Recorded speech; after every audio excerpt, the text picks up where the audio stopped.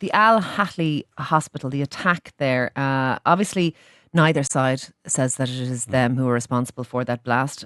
President of the US, Joe Biden, says it looks like it was a rocket fired from within Gaza.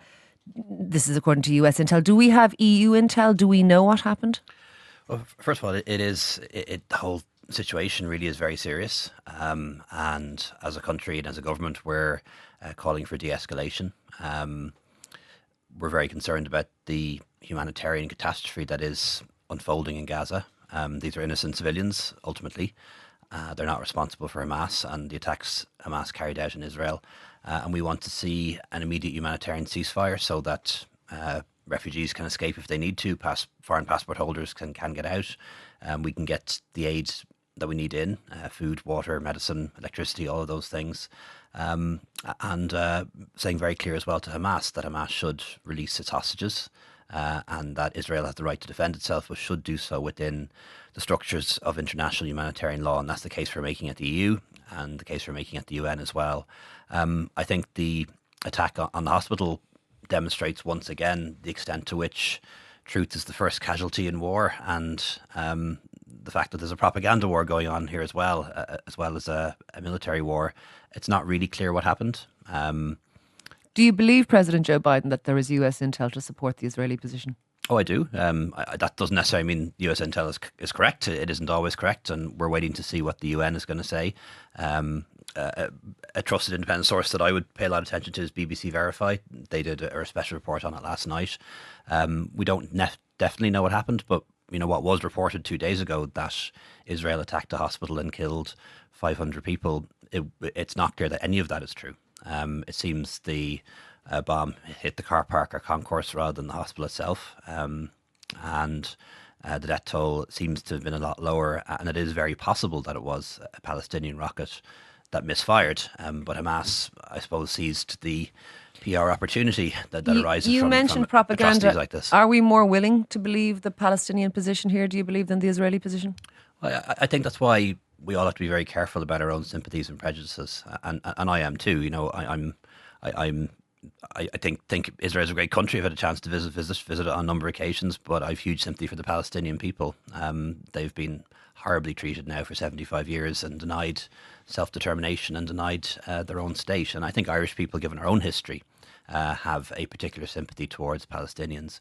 But, we have to be very careful about what we believe here, because this is a war, and Israel will not necessarily tell the truth or the whole truth, nor will Hamas. And we shouldn't forget what happened here, how this phase of the conflict began. It began with a pogrom, the worst pogrom against the Jewish people since the Holocaust, when Hamas broke into southern Israel, killed 1,400 people, almost all civilians, including a 22-year-old Irish girl.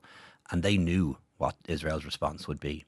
And they have a strategy here, and it is one of escalation. I'd have concerns that escalation might suit the current Israeli Prime Minister too, because he's very damaged by the fact that his promise to keep Israel safe clearly wasn't honoured. So what we have to do, as I suppose one of the more moderate, more sensible countries in the world, is to try and work with our allies, with the US, with the UN, with the EU, and try to de-escalate this, and then try to get a political process back on track, because we've had more than 75 years of war and terrorism and injustice in the Middle East, and there is no military solution to this. Yeah. I think that's obvious. The Taoiseach announced a €13 million euro aid package on top of the aid already being sent, so almost doubling from up to 29 million now going to Palestine. What's that going to be spent on, and can we guarantee it won't go any of it to Hamas? Yes, it certainly won't go directly to Hamas, and we don't believe it'll go indirectly either. It's essentially a humanitarian aid package, and it's going to go to NGOs on the ground and to the UN. It's almost entirely going to two UN agencies.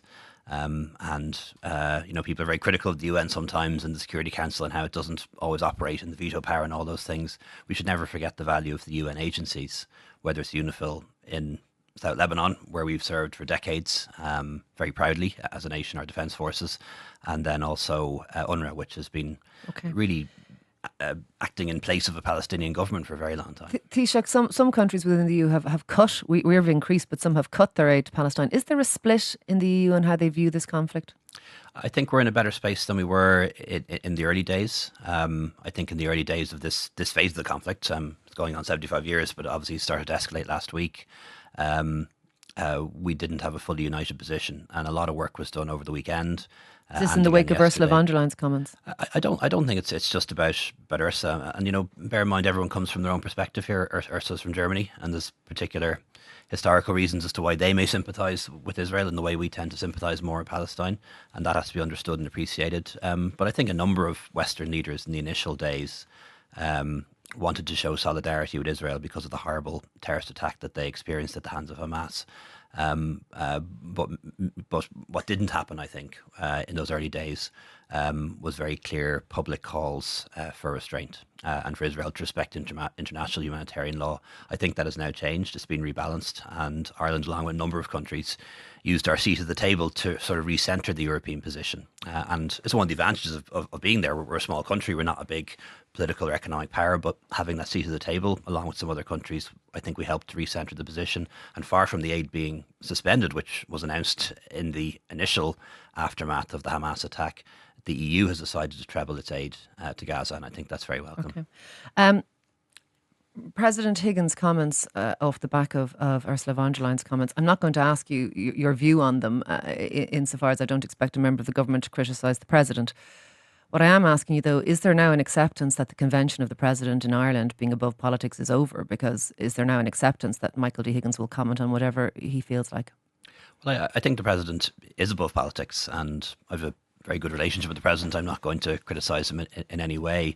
But the Constitution is clear. Foreign policy is a matter for government, and we're the ones who will articulate that. Okay, but do you think that we now accept that President Michael D. Higgins will now comment on whatever he wants without any censure? Well, to be honest, I generally welcome the views of the president. He's not the first president to be outspoken. President Robinson was too, and I remember she used to run into some difficulties with governments at the time.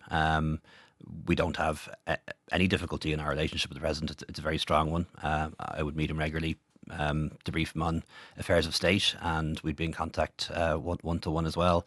And I think by and large Irish people respect that he's somebody who has views and is willing to articulate them. We were talking about the humanitarian crisis. The Rafah in crossing from Gaza to Egypt in the wake of President Biden's visit is going to be open for aid, and some of that aid I think will be funded by Ireland. Will refugees be allowed to exit Gaza through that crossing? We don't believe so at this stage. What we want to make sure can happen is Irish and EU passport holders can get out, because we want to make sure that our citizens are brought to safety. We've roughly about 40 in Gaza, and some in Israel as well who've left or gone north. The decision on whether Palestinian citizens can get out will be a matter really for Egypt, because they control the border crossing. One thing I think Israel's neighbours, Arab countries, despite the fact that they're Arab countries, are not overly keen on taking refugees from Gaza. Well, they're not, and they've taken a lot already. Let's not forget that. About 40% of the population of Jordan are refugees from Syria and Palestine. Huge numbers in Lebanon. I think Egypt has 5 million refugees now. There's terrible things happening in the world. We're only getting a dose of it, but huge movements happening all around the world. But I think one thing Egypt will want to avoid, understandably, is a further permanent displacement of Palestinian people out of the territory of Palestine. This has happened for quite some time now. Palestinians either fleeing or being expelled from homes they've lived in for generations, and that would be wrong too. Okay. You mentioned Lebanon there. Obviously, Irish peacekeeping troops remain in Lebanon currently. Is that under review? In light of the fact that Hezbollah have become increasingly active, there's been mortars over and back across the border. There is a fear of a northern front opening up in this war. Yeah, we're staying in Lebanon. We've about 400 Defence Forces personnel in Lebanon. We have a mission in the Golan Heights between Syria and Israel as well. That's due to end next year, but that was the case anyway. We'll be staying in Lebanon at least for the foreseeable future. If all-out war occurs between Hezbollah and Israel, will we still remain in our position there as peacekeeping troops? Well, we have to review that. Well, we were there in the past when there was wars between Israel and Lebanon, and generally, generally neither side will try to target our Irish troops, but we have had Irish troops killed in the theatre, as you know. But I think our very presence really makes a difference. It's not just us. There's other countries we work with too, and I've had the chance to visit South Lebanon, to visit with the troops before Christmas a few years ago. And if there's one thing we do there, it is to allow a huge number of people in South Lebanon to lead fairly normal lives. And that wouldn't be the case if it wasn't for our presence. And I think it's a big part of our contribution to the world that we have those long-standing peacekeeping operations. You mentioned being there, and obviously Joe Biden has just been there. Rishi Sunak is arriving there now. Is there any plans for Irish politicians to go to the Middle East now, currently? Not at the moment. The Taoiseach was only there a few weeks ago, and is very much seized of the situation. I remember when he came back, his report back to us was that the situation was very tense, and that things might escalate in the next couple of months. I don't think any of us anticipated it to happen this way, though.